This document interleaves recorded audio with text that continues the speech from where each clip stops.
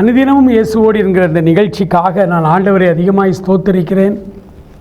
உங்களிடத்திலிருந்து வருகிற பல மொபைல் காலில் இந்த நிகழ்ச்சியை குறித்து என்னோடு அநேகர் பேசுகிறீர்கள். நிகழ்ச்சி ரொம்ப நல்லா இருக்குன்னு சொல்கிறீங்க. அதனால் நீங்கள் ஒவ்வொரு நாளும் இந்த நிகழ்ச்சியை மற்றவர்களுக்கும் நீங்கள் அறிமுகப்படுத்துங்கள். எல்லாரும் பார்க்கட்டும். நாம் சேர்ந்து ஆண்டவரை தியானிப்போம், துதிப்போம். சங்கீதம் 42வது சங்கீதத்தில் 5வது வசனம், என் ஆத்துமாவே நீ ஏன் கலங்குகிறாய், ஏன் எனக்குள் தியங்குகிறாய்? தேவனை நோக்கி காத்திரு, அவர் சமூகத்து ரட்சிப்பின் நிமித்தம் நான் இன்னும் அவரை துதிப்பேன். பிரியமானவர்களே, காலங்களில் பெரிய பெரிய பணக்காரர்கள், வசதி படைத்தவர்கள், புகழின் உச்சியில் இருக்கிற பலர், நடிகர்கள், நடிகைகள், டைரக்டர்ஸ், தயாரிப்பாளர்கள், இன்னும் பெரிய பெரிய செலிபிரிட்டி, இவர்களெல்லாம் தற்கொலை செய்து கொள்ளுகிற செய்திகளை வழக்கமாகவே பல காலகட்டங்களில் பார்த்து கொண்டே வருகிறோம். இப்போ சமீபத்தில் ஒரு வயதான தயாரிப்பாளர் பாலத்திலிருந்து கீழே ஆற்றுக்குள்ளே குதித்து தற்கொலை செய்து கொண்டார். இவர்களுக்கெல்லாம் என்ன பிரச்சனை? வெளியில் பல பிரச்சனை சொல்லுவாங்க.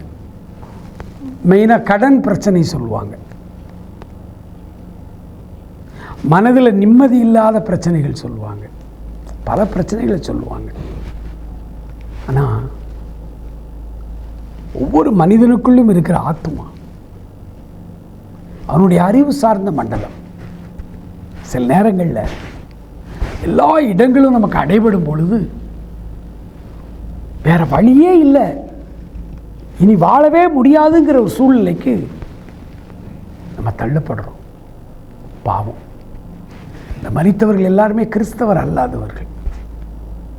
ஆனால் வேதம் சொல்லுகிறது, அப்படிப்பட்ட சூழ்நிலை எல்லாருக்கும் வரும்.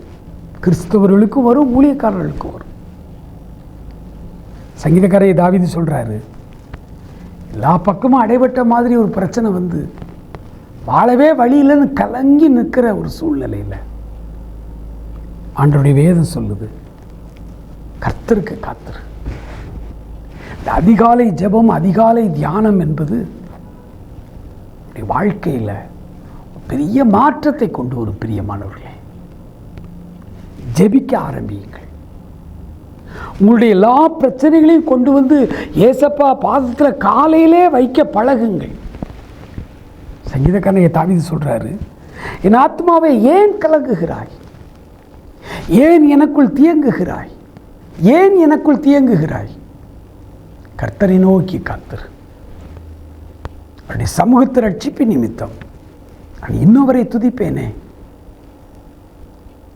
ஆண்டவர் உங்களை ஆசீர்வதிப்பாராக. ஆமென்.